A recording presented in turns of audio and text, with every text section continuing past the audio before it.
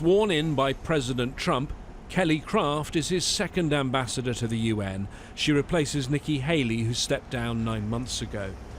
Craft is a controversial choice. She had been serving as the US ambassador to Canada, a job she got after her and her husband Joe Craft, a coal magnate, gave large contributions to the Trump campaign. Nikki Haley was not a professional diplomat, but she had extensive political experience as a former governor of South Carolina.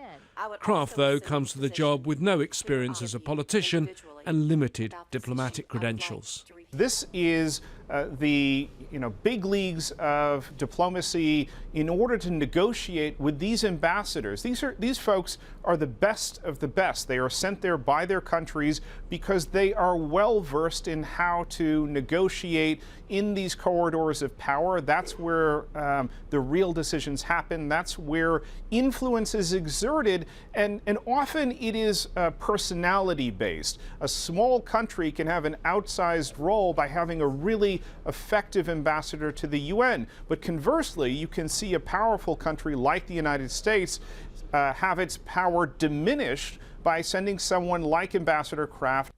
Ambassador Nikki Haley, the last permanent occupant of this chair, was seen as tough, some would say formidable.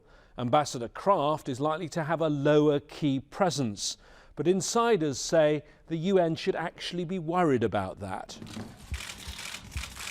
That's because the UN Secretary-General Antonio Guterres worked hard to establish a cordial working relationship with Ambassador Haley. Because she was a cabinet member, it's felt she sometimes advocated for the UN in Washington.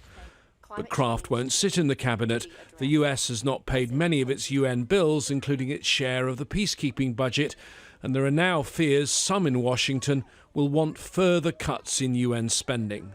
There's been a real sense, ever since Haley left, that the US is ignoring and downgrading the UN in foreign policy terms.